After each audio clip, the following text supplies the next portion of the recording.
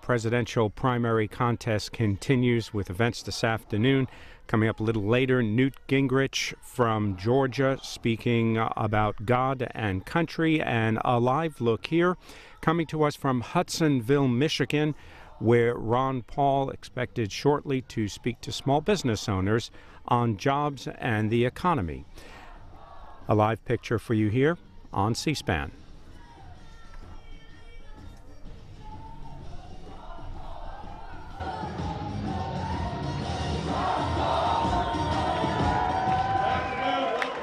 Thank you. Good to see everyone here. Thank you. My name's Adam DeAngeli. I'm the Michigan coordinator for the campaign. I'll be the MC tonight, and we have a wonderful program for you this afternoon. Before we begin, I want to go over a few things, though, for the benefit of our actual campaign, which is Election Day coming up in 2 days. There are things we need to know, and I want to make sure that everybody here who supports Ron Paul is totally aware of these things. Number one, Michigan is a primary state. I know you've heard a lot about delegates and a lot about how the media is manipulating people into thinking that these straw votes in some other states don't matter. But in Michigan, we are bound by the primary in the first round in the general election, guys. So we need to win this primary on Tuesday. So we need every Ron Paul supporter to make sure that every other Ron Paul supporter out there knows that they need to turn out on Election Day. Number two, we need every Ron Paul supporter to understand that despite what you may have heard in the media, Michigan has an open primary, which means that if you are registered to vote in Michigan, you can vote on Election Day this Tuesday, 2 days from today. The polls open at 7 a.m. and the polls close at 8 p.m. And to win this election, we need to make sure that every single Ron Paul supporter out there is mobilized on Election Day so we can win districts and perhaps even the entire state of Michigan for Ron Paul. And here's what you can do.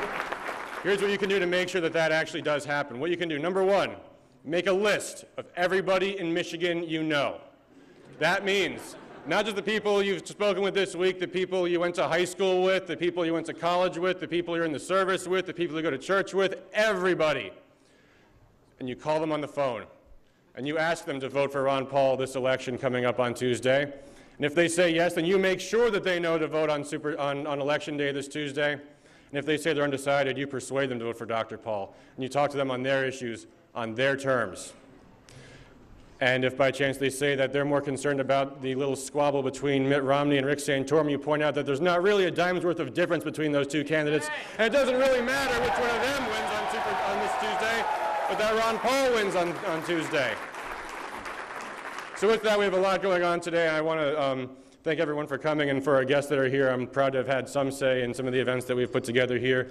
And one of our speakers is a member of an organization called Union Conservatives, union members who are tired of not having the choice to pay dues to a union or refrain from doing so. And that's a very important issue in Michigan, where Indiana has just been given that choice. And we need something like that to prevent Indiana from becoming the jobs magnet of the Midwest. So please welcome Terry Bowman.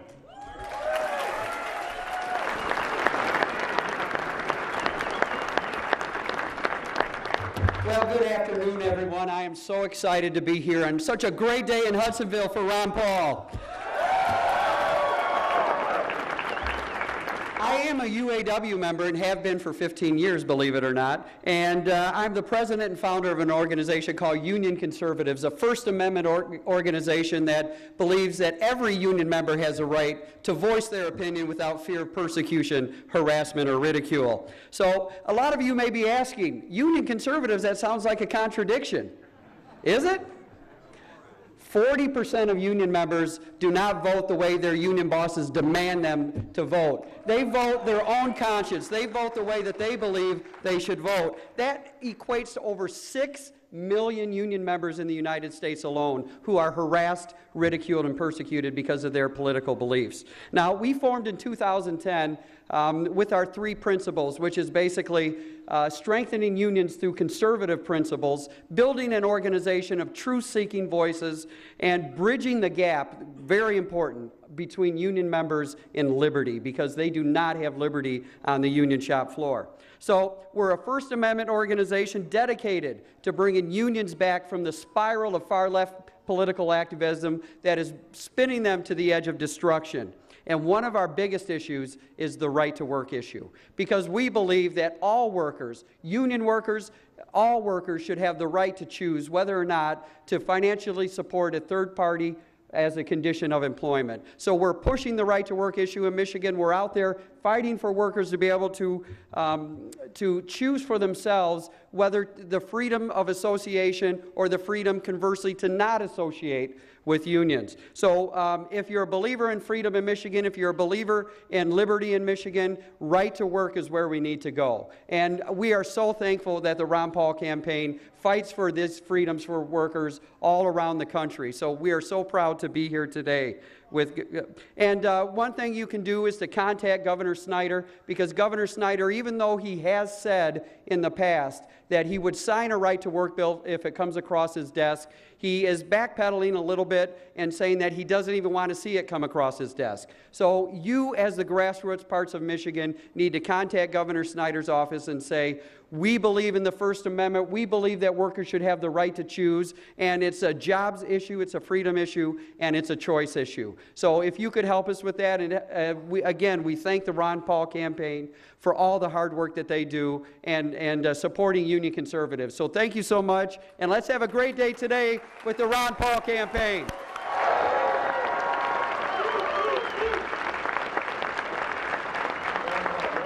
That's standing strong on right to work. Our next guest is Brett Vanderkamp, and he's going to introduce small business owners for Ron Paul in Michigan. I'm very proud of this organization because for all the candidates in their talk of how much they care about small businesses, it seems to me that it's usually big business that the ones they answer to at the end of the day. So here to introduce small business owners for Ron Paul, please give it up for Brett Vanderkamp.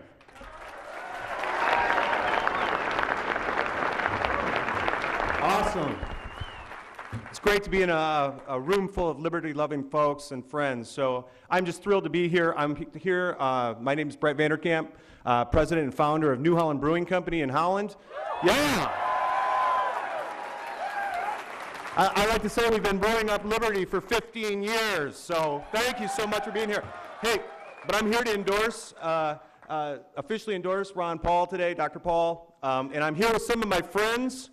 Small business owners here in Michigan, and you can applaud them as they're coming up. I just want to give them some of the kudos they deserve as being kind of on the front lines, kind of heroes of commerce here in West Michigan and beyond. So real quickly, as I'm going to call their name, if you want to give them applause while they come up, you can, or you can wait at the end and give a round of applause, and then we'll get on to the good doctor. So we got Zach Wendt from Remax. Yeah. Kevin Sagasser, Sagasser and Associates. Tim Sawyer, Amsoil, Synthetic Oils. Ann Webster, Big Lyle's Big Events. Jim Cambridge, Cambridge Barrel Drilling. Jim Thwaites, Hickory Engineering. Dr. Mike Ledke, MD, Medical Doctor. Bert Vincent, Wolverine Power Ship. David Dims, Planet Bulb. Ryan Mask, Rush Creek Designs. Mike Phillips, Emergency Plumbing Service. Melanie Collinsworth, About Face Media. Richard Pico, Communications Group, and Lisa Wallace, who's an independent researcher, and last but not least, Sean Miller of the Performance Institute. Let's give a round of applause, everybody. Right on. The good doctor's up next. We're going to exit stage right here, and we'll get right to the main show.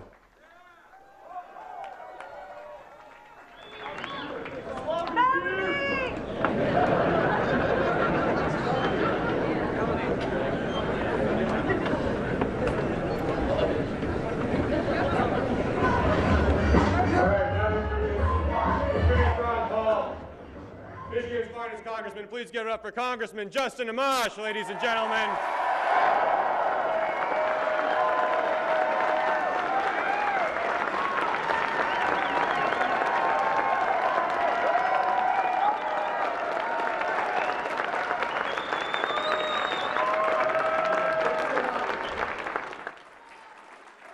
Thank you. What an outstanding crowd. And I know many of you here are here from over in the 3rd District. And you helped send me to Congress, so let's help send Ron Paul to the White House.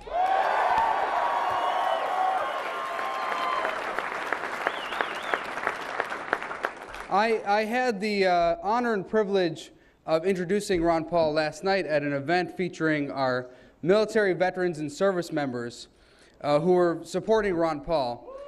And how many of you know that Ron Paul has more support from service members than all of the candidates combined?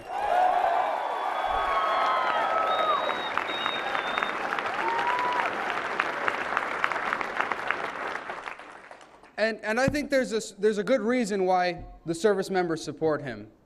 Ron and I swore an oath to support and defend the Constitution just as they did. And they understand, our service members and our veterans understand the importance of a constitutional foreign policy. They understand that when we go to war, we have to declare war, that Congress must be the one that authorizes the war, not just the President.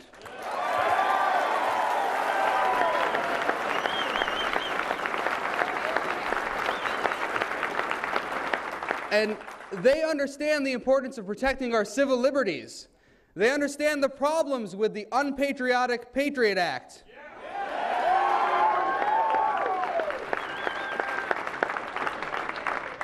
Like Ron and me, they are opposed to the NDAA, which has indefinite detention provisions.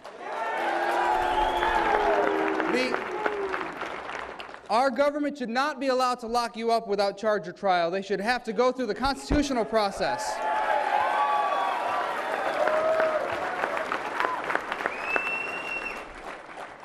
One of the things I admire most about Ron Paul is his consistency. For those of you who have been watching the debates, you see how many times the other candidates have to apologize for their past votes. It seems like every debate, someone has to apologize for something new. Why did they support government-run health care? Why did they support No Child Left Behind? Why did they support cap and trade? Why were they opposed to right to work? Why did they vote to increase the debt ceiling? Because they're liars. Every time...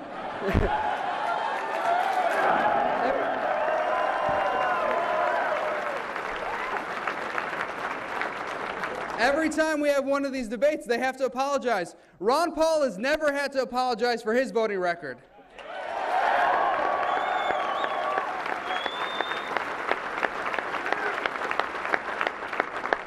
You may have recently seen that a nonpartisan group did a study of the budget proposals from the various Republican candidates.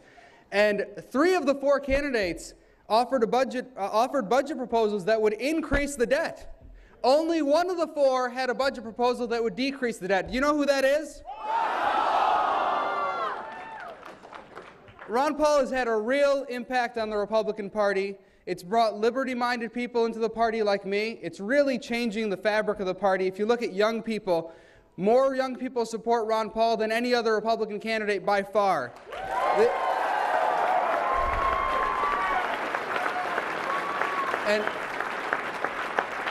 And these young, liberty-minded Republicans are the future of the Republican Party.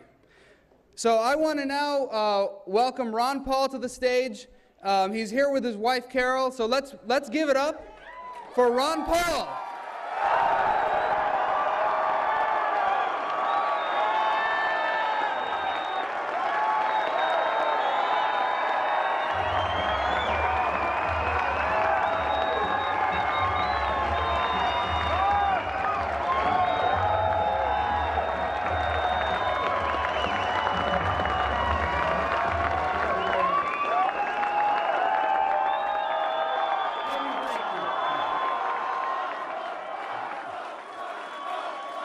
Thank you.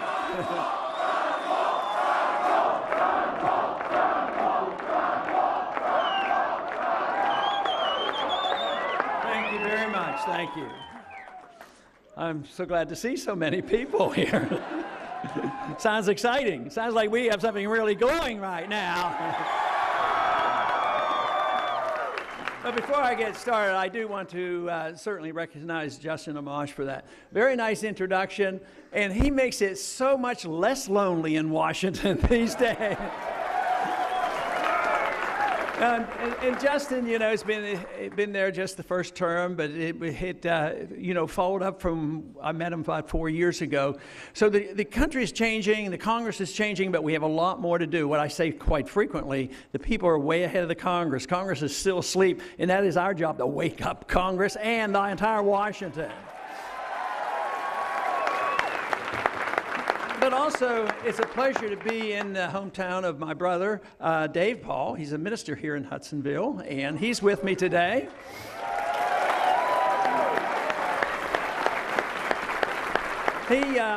he has some of his grandchildren. I have one of my grandchildren here. Linda is with me today. This is Linda. But then I brought my wife along, and I think a few of you have met my wife, Carol.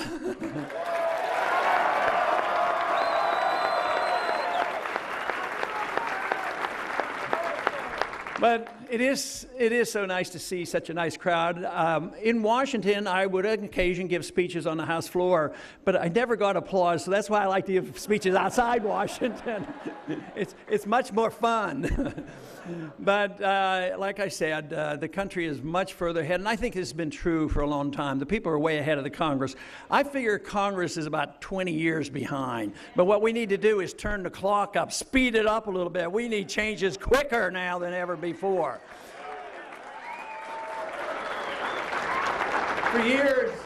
For years, I used to say, and a lot of people still say it, and there's some truth to it, and that is that we can't keep spending this money and borrowing the money, or we're going to pass this debt on to our children. But I don't say that as much anymore, because I think the next generation that was going to get this debt passed on to, I think we are that generation that inherited the problems of the last 40 years, and that's why we have to deal with our problems right now.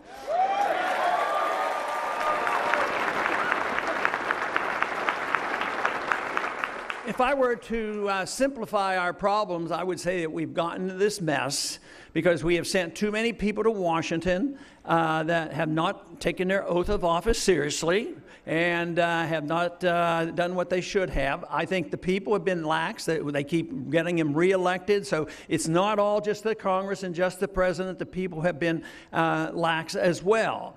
But we need to change this by changing the people's attitude about what the government should be doing. And let me tell you, the government, under our Constitution, is not supposed to be running a welfare state nor a warfare state. It's there to protect our liberties. That's what the job is.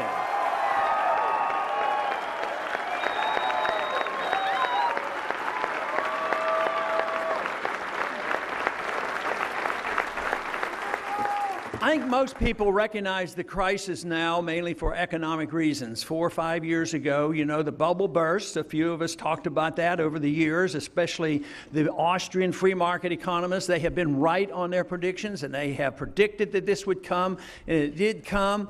But now most of the people realize, not only in this country, but around the world, this is not a U.S. problem, because we're living with a problem that has been developed differently than ever before, because we have been the issuer of a fiat currency called the dollar. And the dollar has been used as a reserve currency as if it were gold. And therefore, the inflationary problems of the world and all the distortions and all the debt crisis is worldwide, and therefore we're facing this, a crisis bigger than ever. So the recognition is there. And this is not all that bad, because it's when people live with their head in the sand that we keep doing the same thing over and over again. And right now, people are waking up and saying you can't solve the problem of too much spending and too much borrowing and too much debt and too much printing press money by merely doing the same thing over and over again. So that's why I'm optimistic that the people know now that we can't continue on the same course that we have been doing for at least the last 40 to 50 years.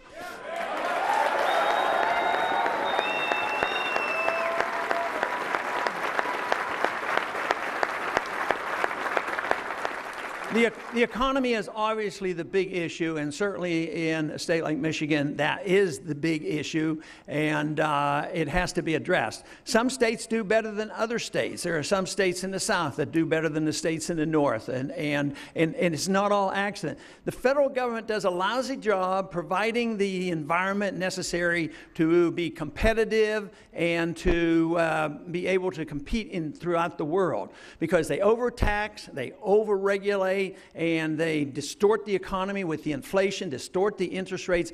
So the federal government has a lot of responsibility. In particular, there's one group of people that we should deal with, and I'll talk more about that, and that is that group that's located over in the Federal Reserve building that we have to deal with.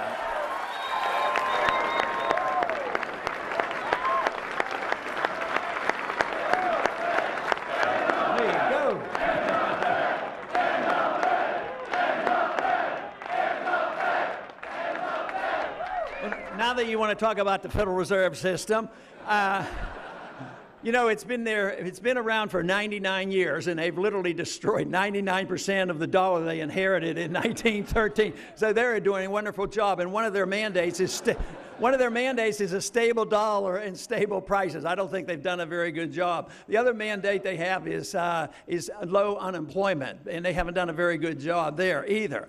But the problems that the Federal Reserve and the federal government with the mandates and the regulations and all that, that's a big thing. But some states suffer more because some states put a greater burden because you have local regulations. And I think the issue mentioned in the introduction is a big issue, and that is the cost of labor.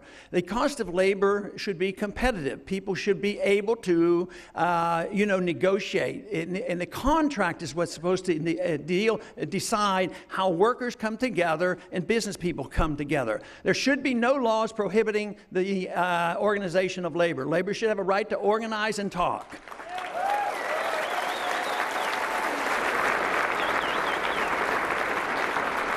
And then they have a right to negotiate with business, and business and labor should come together. This is the way a market would work. Who knows, in a totally free market, you might have competitive unions, for all that we know, to try to compete for the best job and provide the best workers.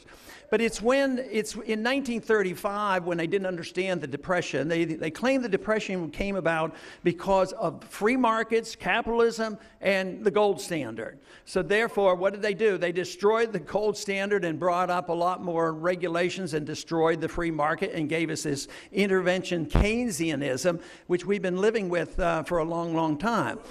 But in 1935, they gave us the National Labor Relations Act, and this distorted the balance. It didn't deal with the right to organize and the right to contract. It said if you want to get together and organize, you have special power. So when they talk about getting workers' rights back, I think they're misleading because they're not rights to get a clout from the government. Now, big business gets clouts too, and that's wrong, but big labor is not supposed to get bigger power.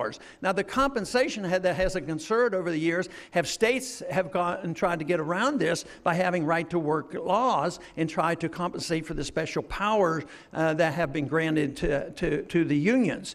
So this distorts the market, and the states that have not compensated, they have suffered the very most, and therefore it can't. It has to be addressed. Now, I support a national right-to-work law, and some of the other candidates do not support that law, even though they are conservative Republicans. But it's in the first question that should come if somebody wants to challenge you, says, well, how can you support a national law? You don't believe in these national laws. What's going on? Well, actually, it isn't a new law, new process. It's to cancel out that special authority. It's to remove a special power and clout that was given in the 1935s. So that would be a big help for a state like this if you want to get the economy moving again.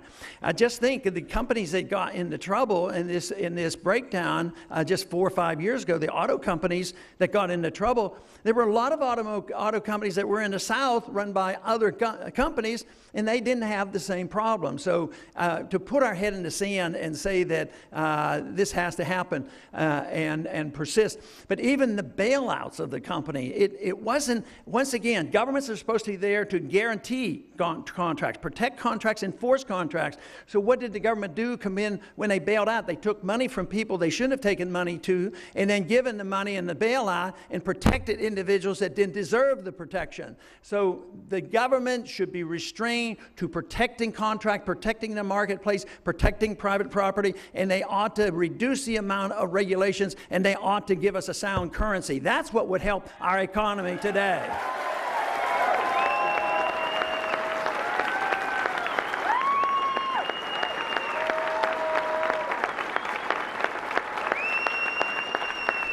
The other major problem we have faced these last 5 years is the inability of politicians to allow the correction to occur. Corrections, when mistakes are made, you're supposed to have a correction, but nobody wants to, go through the correction. So they say, well, what we have to do is bail out companies and the various things because the correction is the way they say too painful. If you don't have the bailouts, there's going to be a depression, and there was some truth to that. The people who had overextended, who especially in the housing bubble, abused it, got into the derivatives market, and they were gambling with all these derivatives. Yes, they were in big trouble, and the banks owned them, and all the insurance companies and the banks were very much involved. So they said, there's going to be a crisis. It's going to be major. They're too big to fail.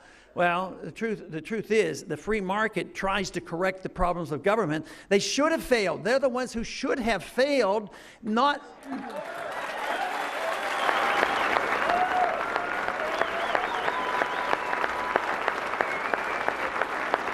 But instead, what happened is the Congress, as well as the Federal Reserve, went and bought up all the bad debt. They didn't liquidate the debt. If you or I get into trouble and we're in our heads, over our heads with debt, and we want to have our own economic growth again, we have to get our debt out of the way so that we don't have to keep paying interest and accumulating more and more debt, or eventually we can't borrow any more money. A country has to do that too. The debt has to be liquidated. But when they bailed out these countries, the debt was propped up. Japan did the same thing 20 years ago, and they're still in trouble. So what happened to the debt? Did the companies who held the debt and made all the money, are they stuck with it? No, it's on our shoulders. It's on the middle class America, and that's why middle class America is suffering. And the very people the bleeding hearts wanted to help and give a free house to, guess what? They're the ones who lost their jobs and lost their houses, and they're suffering the consequence of the inflation now. So government intervention and government planning, whether it's through the Federal Reserve or through Congress, doesn't work. The people have to plan. The people may have to decide how the money is being spent, not the government and not the politicians and not the bureaucrats.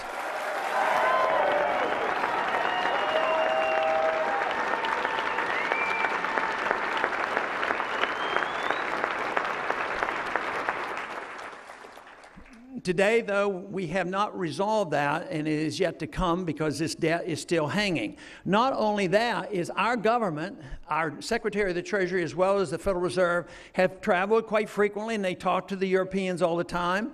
And they have essentially promised that we will bail out Europe because we have the reserve currency and there's still some trust in the dollar. So they have essentially said, we will be there. We will not let those banks fail. Guess who the banks are? They're big banks that we have that have branch banks over there. They're intertwined. They're global in nature. And guess what? The banks and the branches in Europe, guess what they bought? They bought debt from Greece and Portugal and Spain. And they say, well, the debt is illiquid now. What are we going to do? Illiquid means it's worthless.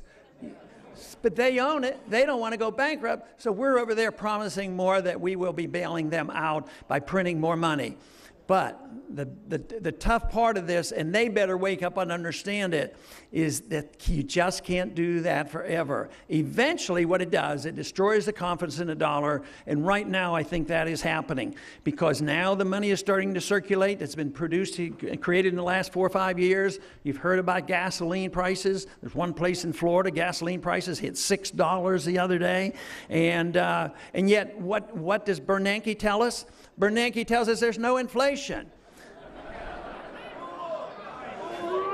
Of course, he has a different definition of inflation. Inflation, technically, in the free market is when you print money and create money. And he's tripled the supply of money in these last 3 years. That's inflation.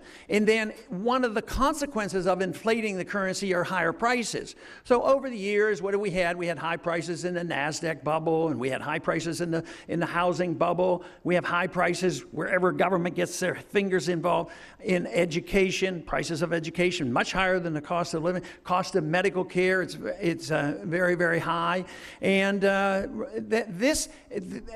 they tell you, there isn't any inflation. But even if you use the old calculation for the CPI, our price is going up about 7%, and he's telling us it's going up 2%. So in other words, let's say it is 2%. What he's telling us is that they're allowed to steal 2% of our money every single year and not be charged with a crime.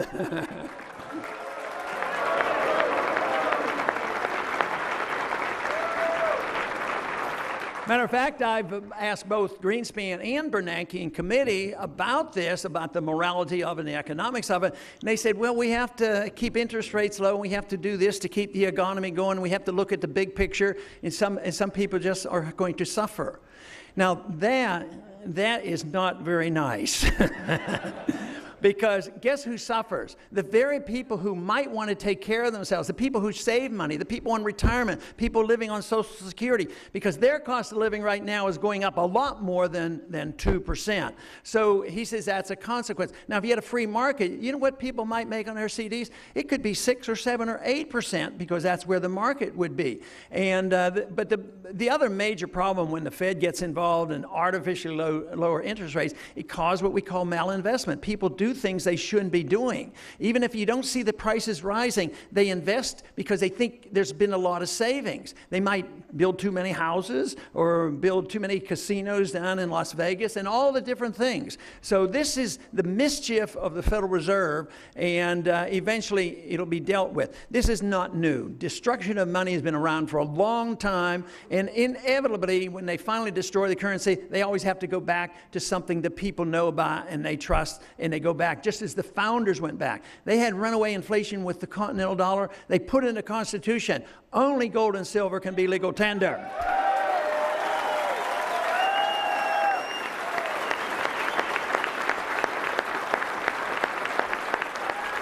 And they also said you could not emit bills of credit, which is paper money. And they also said, we give you no authority to establish a central bank. Now, immediately, there was a great debate between Jefferson and Hamilton. In the early years, of course, they kept getting rid of the national bank, but we've been suffering with this for the last 100 years. So I'm hoping on the 100th anniversary that we have a bill that we can pass that says on the 100th anniversary of the Federal Reserve, we're going to have a bill that's going to repeal the Federal Reserve Act.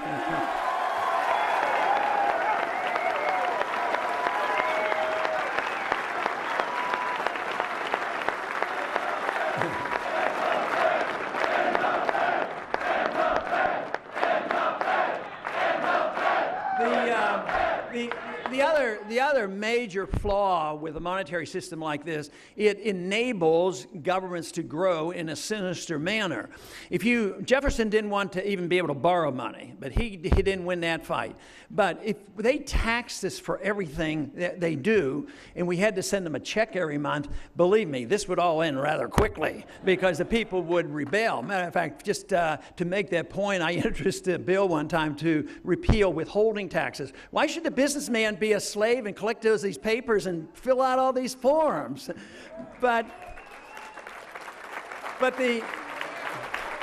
the real benefit would be the people would know how much they're paying for the government, and there would be a quick rebellion that would get us back on track again.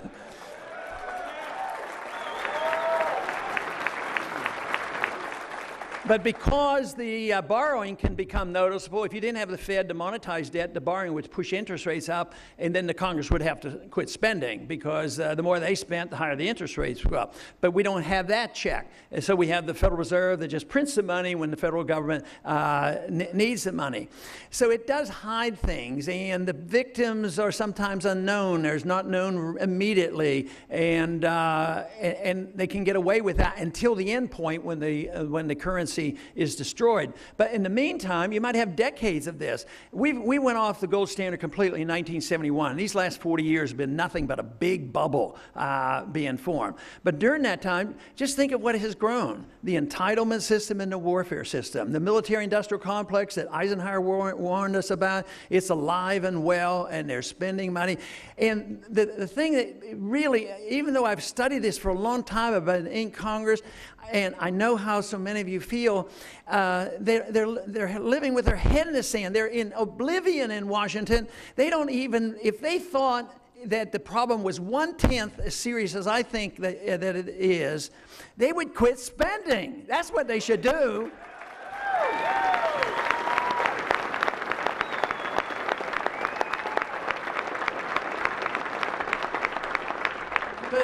the whole system fed on itself. The entitlement system is alive and well. Politicians did quite well by, just promising whatever the people wanted. We could borrow, spend. We're a wealthy nation, and we were the wealthiest nation ever because we were the freest nation. Of course, today we're not the freest nation, and we're not the richest nation anymore.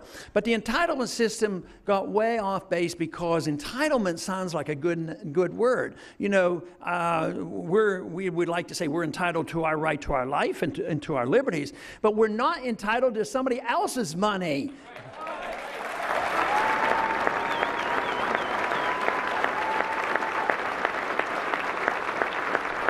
Entitlements have become what people, through the politician, demand or want or insist on, and the politicians accommodate, and they become entitlements. And literally, I imagine more than 50% of the people in this country still think that an entitlement is a right, but an entitlement isn't a right. We get our lives and our liberty from our Creator. We get it in a natural way.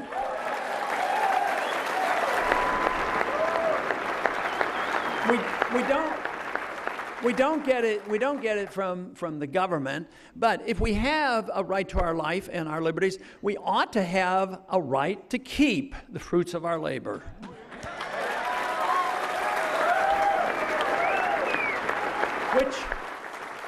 Which of course means there would be no income tax if you could live with that.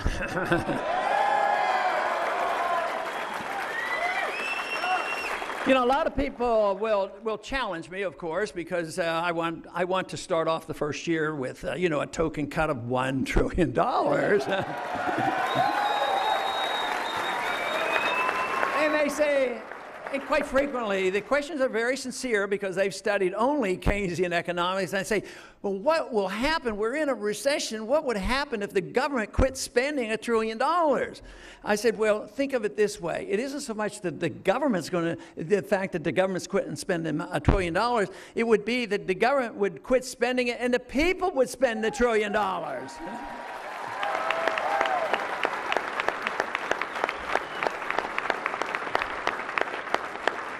And that's what would happen, and that would be much better. I, quite frankly, am very frank about what I think the nature and the philosophy of a president ought to be. The president shouldn't be running the economy. The president doesn't know what to do. The Congress doesn't know what to do. Only the people know what to do on how to run the economy.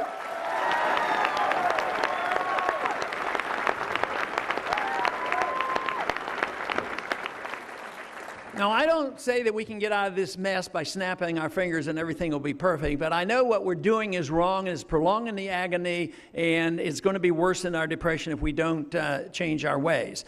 But what we need to do, though, is not scare people with what the correction is all about. Because I don't think we should propose our viewpoints by saying, well, I have the problems as long as you're willing to sacrifice.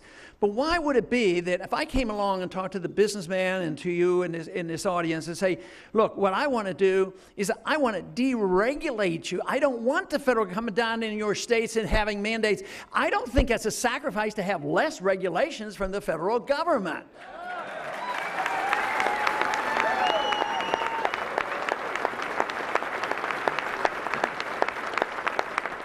And how would it be a sacrifice to you if you could trust the currency? How many here now would say, well, I'm saving for my children's education. I'm going to buy a 20-year bond and make 0.5% or 0.25%, and I know I'll have the purchasing power in 20 years. Nobody believes that, So what if you had sound money and you could save money and you could be confident that you can take care of your future? What else? Not only that, the prices of education would come down.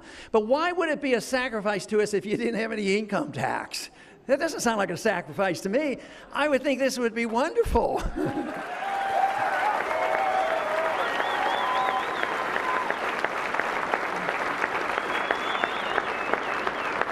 But not only would we have to change, the people have to change their attitude about what the role of government ought to be. And that is important because no matter how many people you have in Washington, they will reflect the demands of the people. So if the people still say entitlements are rights and we want to steal money from one group and you give it to us, it's not going to work. So we have to change the people's attitude about the role of government.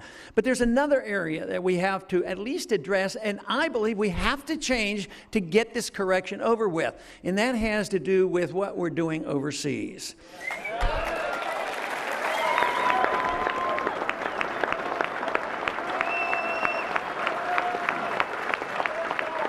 We're spending, the DOD budget's not this big, but believe me, there are a lot of other budgets that are involved in what we're doing overseas. The intervention, the State Department, the CIA, our troops, and taking care of the wounded and all, it's costing us over $1 trillion. Our wars in the last 10 years, 10, 11 years now, has added $4 trillion worth of debt to our national debt. But just think of, what if we'd have had this $4 trillion in the economy? Just think how much richer this economy would be. And what have we gotten for all these wars? We've gotten nothing but grief. I mean, we're not spreading our Constitution. We're not spreading our goodness. We're spreading a viewpoint of America which I don't think is a good viewpoint of America.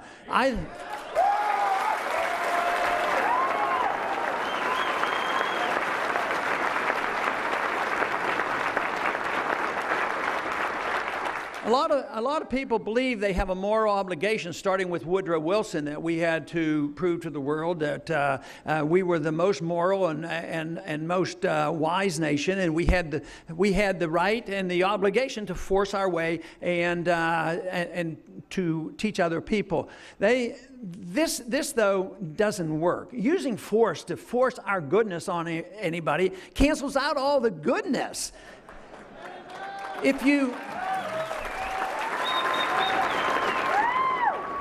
Now, America's been a great country, the freest and the richest, and we have a lot of wonderful traits and wonderful characteristics that we want to. But why don't we concentrate on a free market economy, a sound currency, protection of civil liberties, a sensible foreign policy, and then we could be a nation where other countries would want to emulate us and follow our lead.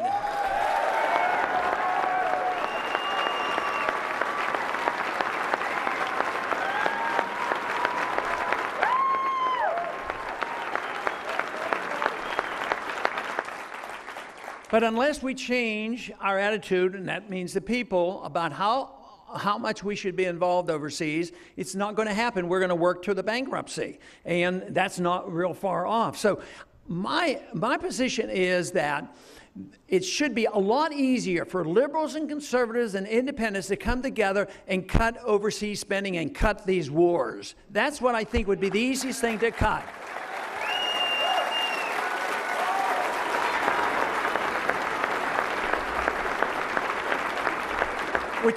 Which simply means we bring our troops home as soon as possible.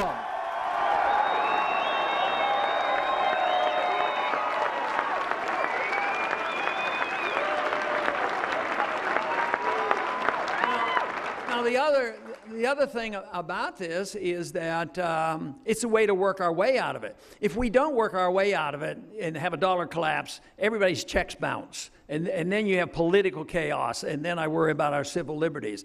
But if we do this sensibly and cut this spending overseas, what about all this effort to worry about a border that nobody can identify between Pakistan and Afghanistan? Think of how much fighting and killing we're going over there. Nobody even knows where at all, so we just bomb everybody, you know.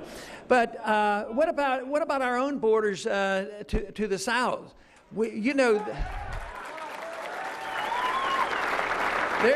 There's a responsibility of the federal government. We could do that with a lot less resources than worrying about all those overseas border. And in the last 5 years, it is estimated that 50,000 people have been killed on that border down there. And it involves not only, I think, less so the immigration problem than our failed policy on the drug war, I think, is part of the reason.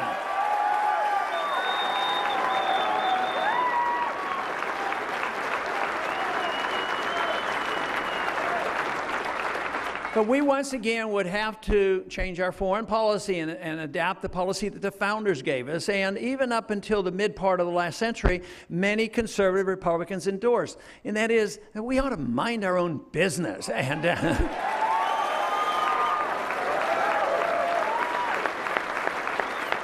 but they'll come up with all these arguments. Well, there's a civil war going on there and people are getting killed. They have no idea who the good guys and the bad guys are. There's probably bad guys on both sides, but we have to get involved, they say. But how many times did we get involved with the most vicious of dictators? You know, from Stalin to Mao Zedong and all these people, they killed millions, and yet we did business with them. So this whole idea that there's war propaganda going on. War drums are beating. They're ready to go into Syria. We don't need a war in Syria, and we don't need a war in Iran, I'll tell you that.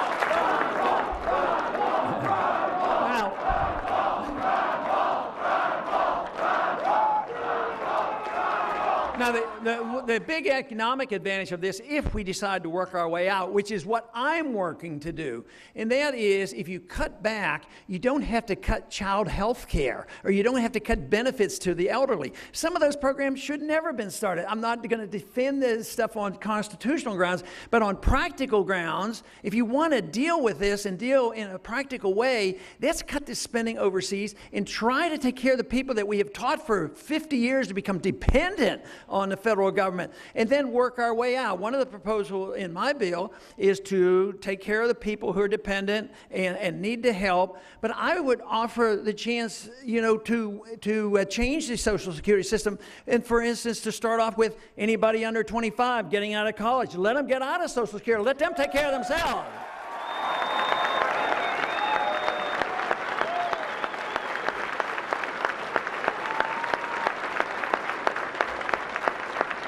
Now that, of course, wouldn't work unless you do the cutting, and that's why we have to change the foreign policy. But the founders were very, very clear on this, and they advised strongly, don't get involved in entangling alliances, don't be the policeman of the world, and don't get involved. But their advice was trade with people and talk to people, and not try to solve all their other problems.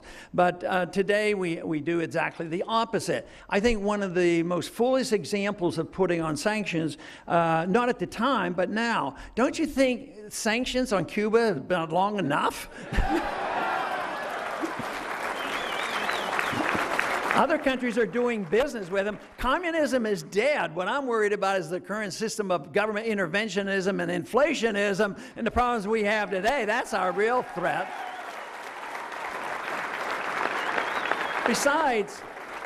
Besides the countries that we do end up trading with, you know, the French and the Americans killed 1 million, probably close to 1 million or more of the Vietnamese. We finally left. We lost 60,000, and we lost that war, and they said there would be a domino effect and communism would spread throughout the world. It didn't happen. China became our banker. Now we do business with the Vietnamese.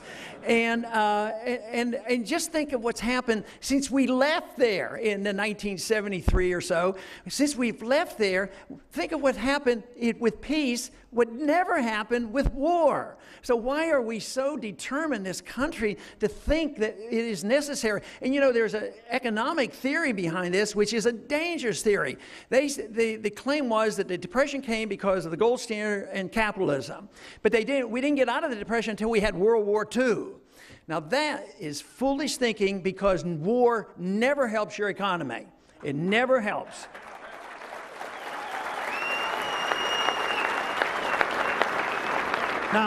the reason of the fallacy is the unemployment rate went down, you know, because everybody was over the 10 million people went overseas fighting.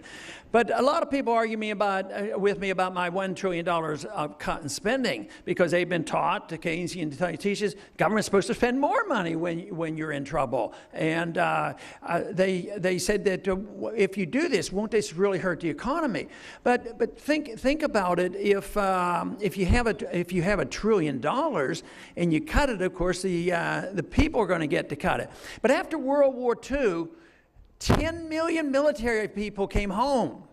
We cut the budget by 60%. Taxes went down 30%. That's when the Depression ended. They came back. That's what ends depressions.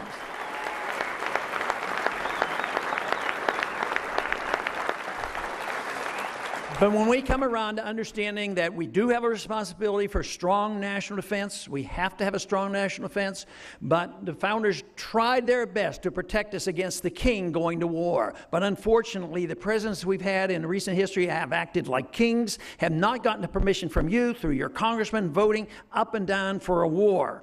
And if we did that, we wouldn't have gone to war, and if we had to go to war, we'd fight them, win them, and they would come home.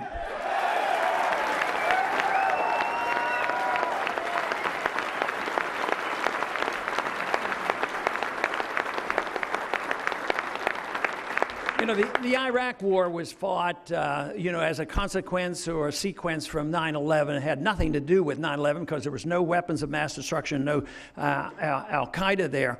But when they came up with the resolution, I was on the Iraq, on the International Relations Committee, the resolution said not a declaration of war. They said the president can do whatever he wants.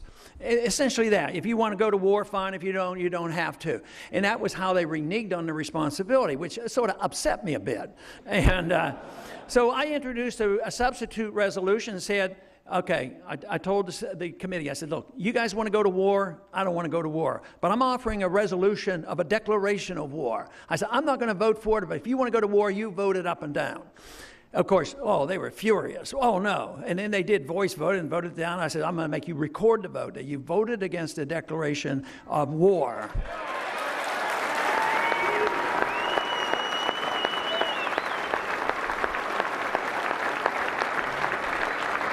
But it was explained to me by the committee chairman of the time that they were trying to explain to me the Constitution. He said, that part of the Constitution is anachronistic. We don't follow that part of the Constitution anymore.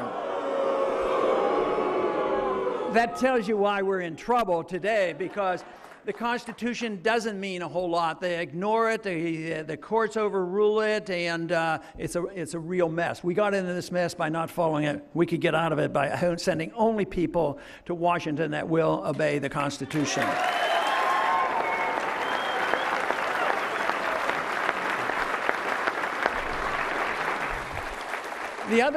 The other serious consequence of big government, whether it's for the entitlement welfare system or for the warfare system, because the bigger the government gets, the smaller the people get, the less liberties we have. It's characteristic under a war that civil liberties are compromised. People have sort of accepted this idea, well, under these special emergency conditions, we have to give up a little bit of our liberties. Let me tell you, you don't.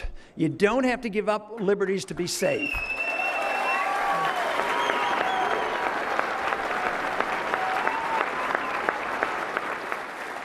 But today it is said that we have a perpetual war. It's worldwide, any country, and we're in 130 countries, 900 bases, because we're fighting a war on terrorism. We're fighting the Taliban. The Taliban are people who just want us out of their country. You know, that's what they want.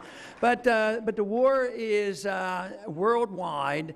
And therefore, we should expect that a continuation of an attack on our civil liberties, much worse than I think it's been in the past.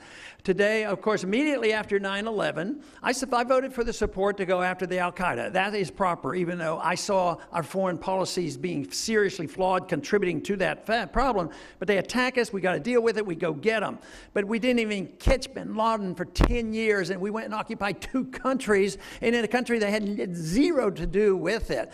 So but what did they do to the American people? We suffered from the consequence of that. Within 2 weeks, they had a bill on the floor they had been trying to pass for a couple years, and that bill was called the Patriot Act. So that was voted very easily. I was sitting beside a member of Congress on that day, and I saw he was voting for it. I was voting against it.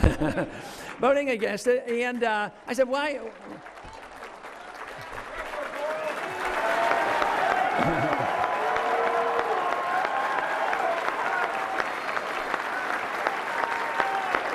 I said, why are you voting for this bill? I said, you know, it's only been on the floor for an hour. We don't even know exactly what's in it. He said, well, I know that. And I said, you didn't read it? No, I didn't read it.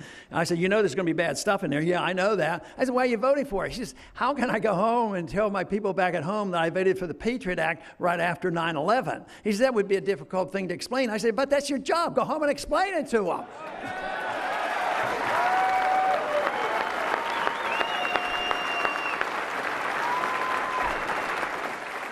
But almost always, if you look at a bill's name on coming out of Congress, it's almost inevitable that it's going to do the opposite of what it says. So it was a very unpatriotic bill. If they would have called it the Repeal the Fourth Amendment Act, I guess nobody would have voted for it. So next year when we get a chance to repeal this, we won't call it Repeal the Patriot Act. We'll call it Restore the Fourth Amendment Act.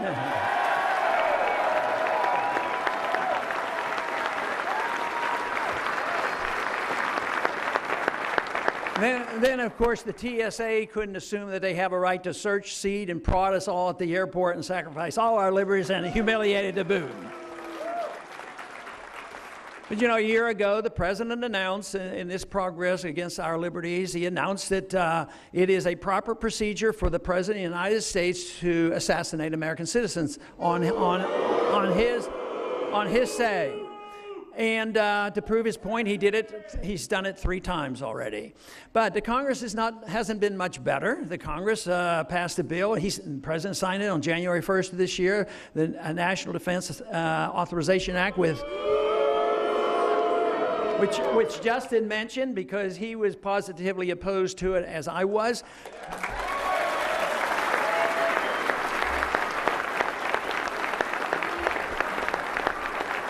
But this bill literally repeals posse comitatus, keeping the military out of the state civil laws. It allows the military to arrest any American citizen if he's associated with any particular group, just associated. No charges made, no trials. He can be arrested, put in a secret prison, denied an attorney, and kept indefinitely. And that's on the books. We put it on the books. That has to be reversed.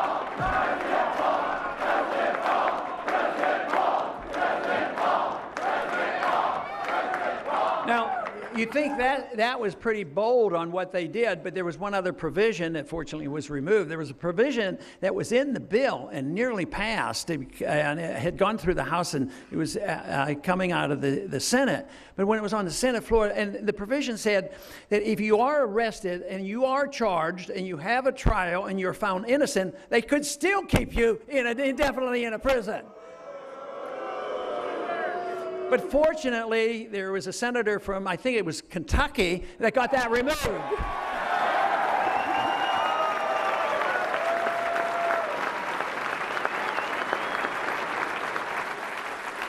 Well, I think you knew about all those problems. I don't think I've given you anything new. But you've given me some more energy because of enthusiasm, because I know you're out there, and there are a lot of people out there, and the numbers are growing by leaps and bounds.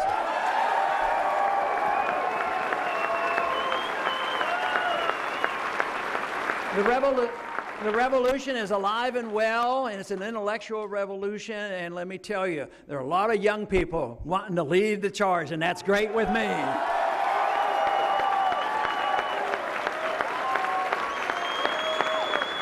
But there are a lot of others in an older generation that has been rather frustrated over the years, disgusted with both parties, and they're being energized by everybody together now that they're realizing that the end stage is getting closer for the system that we have. And that should encourage all of us because it's well-grounded, it's sound, there's sound economics and sound constitutional principles, sound moral judgment about what we should do. At least in this crowd, I wouldn't expect anybody to boo me for suggesting that we apply a golden rule to our foreign policy.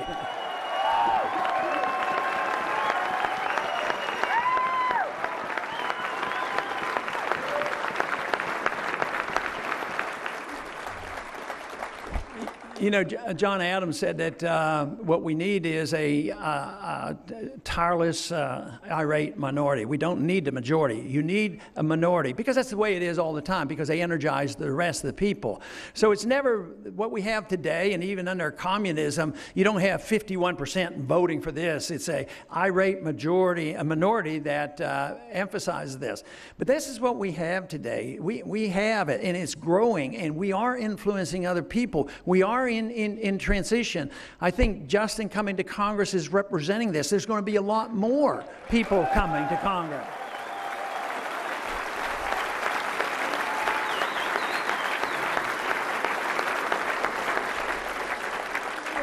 And if you look at what's happening across the country, we can't even keep track of it all. I go around the country. This really got moving about 4 years ago, but I meet people who are in office. They're state representatives and local offices. They're all over the place, and this is wonderful. That's how a real revolution occurs. And ultimately, if these ideas are to prevail, they will not be Republican ideas. They have to be pervasive and invade both Democrats, independents, and Republicans alike, because that is what we're facing today.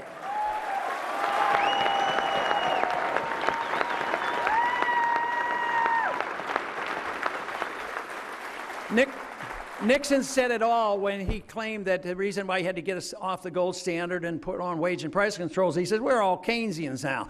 But someday we have to reverse that. We need the people to say, we all believe in the free market and sound money now. And it's been said that an idea whose time has come, it cannot be stopped by anything military. The armies can't stop it, governments can't stop it. And I really do believe these ideas whose time has come. And they're not brand new. I didn't invent them. They're not new. It's part of our American tradition. It's part of a tradition that's been going on for many hundreds of years. But these ideas have only been tested in a small manner.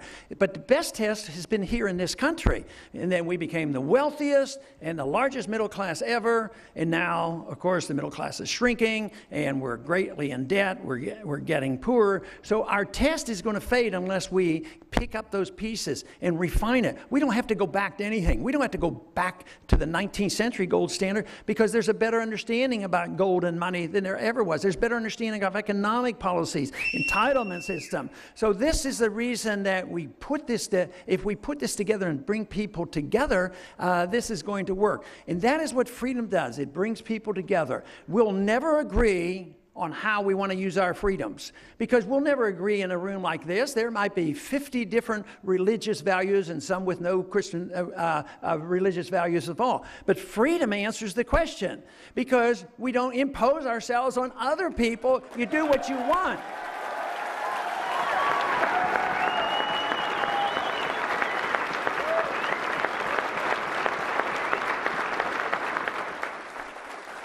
And this should be true not only in religious values, but economic values. This idea that the government has to take care of us and protect us from ourselves and make sure no single person falls through the crack. The more they try to prevent people from falling through the crack, the more people fall through the cracks. That's what the problem is. So we don't want to tell other people how to spend their money. Does that mean some won't do a good job and they might have problems? That is true. But it will also incite people to do more for themselves. They will have a greater incentive, and there will be a family responsibility, a community responsibility, a more local responsibility. There will be greater wealth in a country. There is no doubt that history shows that the freer a country, the wealthier a country. And we've lost the moral high ground because we give it up to people who say, no, the only way you can spread fairness around the world and around this country is by government force, by forcibly redistributing wealth and regulating. It doesn't work. It leads to the crisis that we have here today. So therefore, we have to have a firmer grasp of how freedom works, how the marketplace works, and why you have to have sound money. And it will change. That's all there is to it. But that's where we're making the great progress. This is why it is so wonderful what is happening. We should be optimistic about it, but not casual about it. We can't say this is going to be easy, because those who are in charge and who have control of the money system and control of the financial system and control of the military and the foreign policy, they will not go away quietly. And yet, this will end because, like I said the other night on TV, they don't accept, the opposition won't accept the moral and the Constitution argument. They will not be able to get away from the economic argument, because this can't go on because we won't have the money to pursue these policies.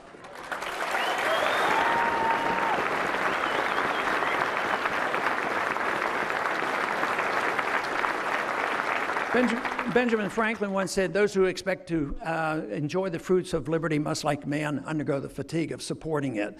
So there is some fatigue. I don't like to call it sacrifice, but there is some fatigue, and there is some effort.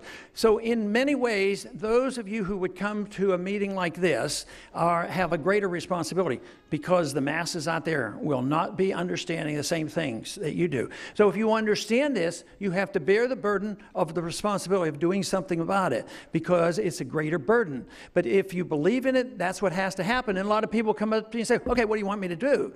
And you know, my answer is, do whatever you want to do. Do what you want. Everybody will have a different role to play. Some will run for Congress, other offices, some will support people, some will make a lot of money, encourage us by donating money. Who knows what people will do?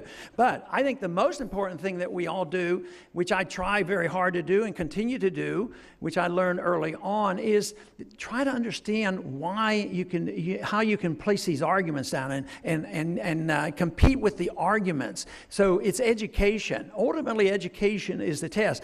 But just think of what we have on nightly TV. And I get frustrated because I never get asked questions from an Austrian economic viewpoint. But they haven't been taught it. Most of them don't even have the biggest idea what they are. So this is the thing. So education is important. Then you say, well, then what do I do? Well, I'll tell you what, there'll be something for you, one way or the other. And that is what's so wonderful. And I really do believe it brings people together. It should be a diverse group, because everybody's going to use their freedoms in a different way, socially or economically. People should come together. So we should come together to fight for the principle which we can all enjoy in a different manner, and that is enjoying the liberty that we have gotten in a natural, God-given way. I thank you very much for coming today.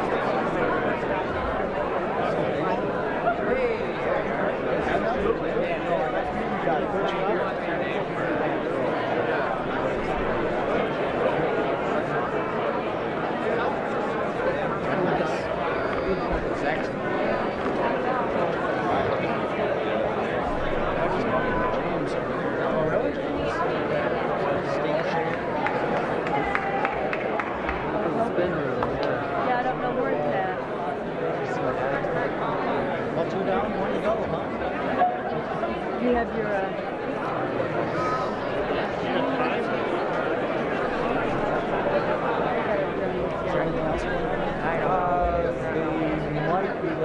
Okay. Sorry. I don't know. Yeah. I don't know. He's somewhere in the back. I don't know. I don't know if we're gonna get him in or not. If you're on the list.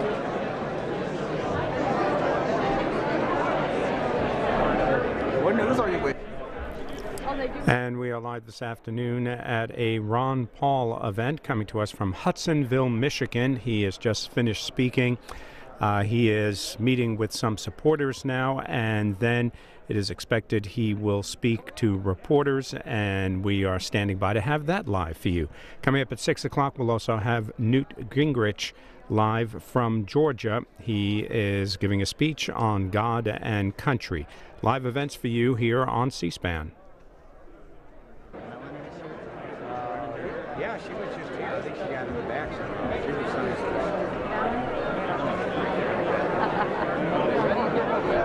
I'm like, I got my name. I'm already yelling. I don't know. He has a lot of things that like they're good. Yeah. Do you know if it's like science or like I think they might be letting a select group of people in that are on a list. Don't hurt to try. Y'all can make time. I mean, I'm from Indianapolis, and I made time. Oh, wow. From a long way. Making any stops in Indiana? Huh? Is he making any stops in Indiana or no? I think the closest he's coming to besides here is probably Ohio. We don't vote.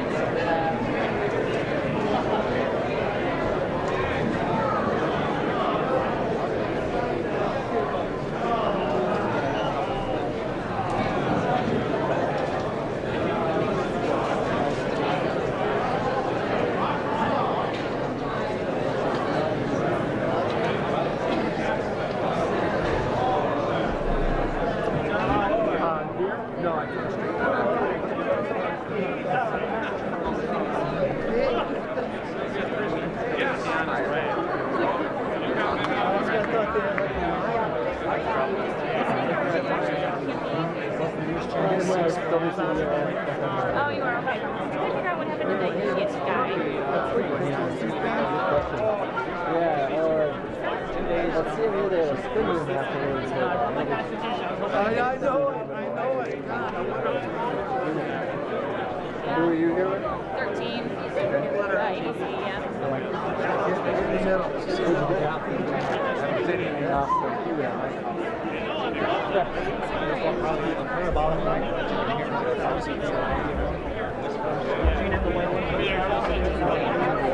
Absolutely. Sure. In fact, I tell you what, if you wouldn't mind, it's all about I'd love to have you talk to him. Okay, that's fine. Okay, where are you from? Oh, Channel 13.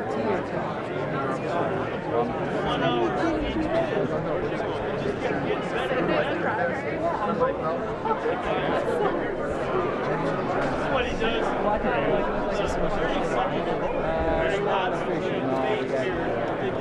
It's a stupid policy. I know. I'm going to vote on it. Are you 18? Sir, I got a youth already.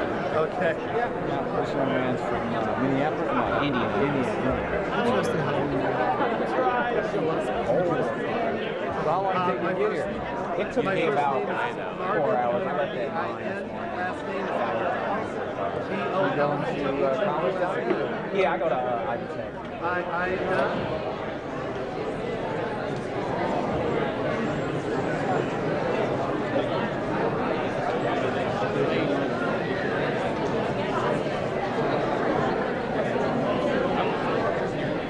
How much of this is actually going to make it onto the news?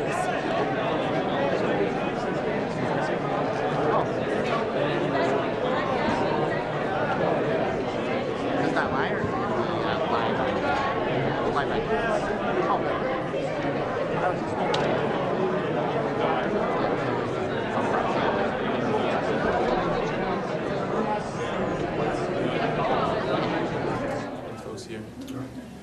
Congressman? Hello. You talked about cutting $1 trillion out of the budget. What do you cut in order not to spend that $1 trillion? In order not to spend $1 trillion. Well, we document it in our plan, but basically about half comes from overseas. It cuts back on militarism, but not defense. So we don't think we hurt defense at all. But we close down all the bases. We just come home and quit fighting the wars. That's a big hunk of money. And we go back to 06 budget line. Instead of having automatic increases, you know, the automatic budget increases over the next 10 years, like $10, $12 trillion, ours is to do the opposite, lower the trend line and go back to 06 and then get rid of 5 departments of and this will get you $1 trillion.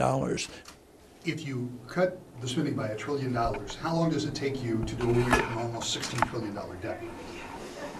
Well, that probably won't shrink the debt itself. What it does is just gets your budget balanced in 3 years. So it hasn't even. That's how big the problem is. So, but it stops the bleeding. Right now, you know, there's no effort to cut. They're only proposing to cut and tinker around the edges on the proposed increases. And now that we have the statistic out that our GDP to per capita is worse than Greece in this country. It's greater than the debt. That's how serious the problem is. And nobody wants to cut anything because they've been taught that cutting is bad when you're in a recession.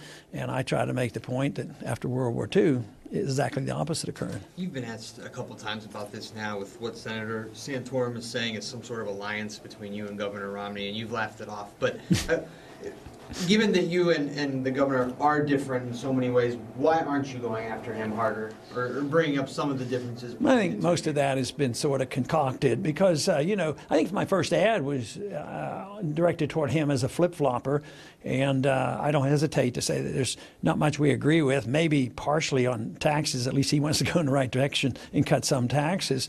But no, he and I don't agree on foreign policy or monetary policy. But I think it's best for my campaign to go after people who are the so-called anti-Romney votes. So, you know, there used to be 9. Now there's only 4 of us. So if we can whittle that down a little bit, then the contest between, you know, becomes more 2 of us. You've had 2 very large rallies so far, really good attendance-wise. Do you expect the same tomorrow, and will you come to Ohio and campaign the same way ahead of Ohio's primary for Super But Tuesday. to tell you the truth, I'm not the best one to ask my exact schedule. It's possible, but I don't know whether it's on the schedule because I know right now we're thinking about 3 or 4 more states that are, caucus states. And I know I'm going back to the state of Washington. I think I'm going to Alaska, and we have to go where we can pick up delegates. And so far, we're doing quite well. We're recognized to be in second place for the delegates who have committed them, who are committed. Dr. Paul, NATO and the U.S. have pulled all personnel out of the Afghan ministries after 2 U.S. soldiers were murdered. This morning, Senator McCain said we have to take the long view and that a strategic partnership agreement is needed before we can leave Afghanistan. How do we reach an agreement with a government we don't trust? We don't trust them, and they really don't exist. I mean, Karzai is hardly the government. I mean, he couldn't win an election. So, no, it's chaos, and we are responsible for much of the chaos. So I would say that the sooner we get out of there, the better, and not lose any more lives. So you believe we don't need a strategic partnership with Afghanistan before pulling all the troops out? No, I mean, someday they might be more stable and want to talk to us, but I don't like these mutual defense treaties anyway, but a mutual friendship and trade, yes, we should always have that as an open option. But to think that we're going to keep using troops over there and dying and spending our money and going bankrupt until we get the guy in the government that somebody wants, it's not going to work. Dr. Paul, on Tuesday you head to Virginia. That's a unique opportunity for you to go one-on-one with Romney. Other people were not successful in getting on the ballot. Your thoughts on that? On Virginia, I had a chance to go. That you're going on Tuesday, aren't you? Oh yeah, for our rally on Tuesday night, yes. You're competing one-on-one with Romney? Yeah, that is the case. That we will, because nobody else is in Virginia. But it's a tougher job, to spend a lot of money statewide. So we will go and we will work. But to what extent, I don't know exactly. What's a strong showing for you here in Michigan, do you think? Well, I haven't come up with a number on that, just so we get some delegates. You said you support a national right to work law. What's your argument for that concept? Well, it's actually repealing the authority given to the artificial power given to unions under the National Labor Relations Act. So it would repeal that. So it's called a National Right to Work Act, but it's actually repealing artificial authority given to unions to have an automatic closed shop by a 51% vote. I don't know, somebody may have asked this because I came in a little late, my apologies for that. What do you think sets you apart versus the other candidates? Truly? Well, most people don't have much trouble figuring that out. First, the foreign policy, dramatically different. And it's a foreign policy of non-intervention. It's a foreign policy designed to bring about peace and to save a lot of money and work our way out of this terrible economy. Civil liberties, nobody else is talking about the National Defense Authorization Act or the Patriot Act. And so civil liberties, a distinct difference between not only the other Republicans, but the Democrats as well, in the, Obama or anybody in the Senate. So the parties are exactly the same. Monetary policy, I'm the one that addresses the serious flaw in the monetary system that creates the bubbles and the inevitable recessions and depressions. So there's a lot of difference. I'm the only one that's offering a real cut in the budget. How do you think those things will impact Michigan, those changes that you want to make? Well, if they hear the message and understand it, they're going to be super supportive, because I don't see any way we can get out of this mess other than this way.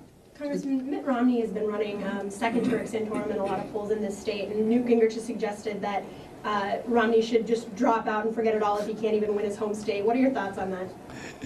I don't think it's my business to tell Romney when he's supposed to drop out or whatever. No, I think that's political talk, and I don't do too much of that. Talk to me about how you would reform the monetary policy. You were pretty clear during your speech, but just thinking about it, it seems like a really daunting task, because generations of people are used to this monetary. Yeah.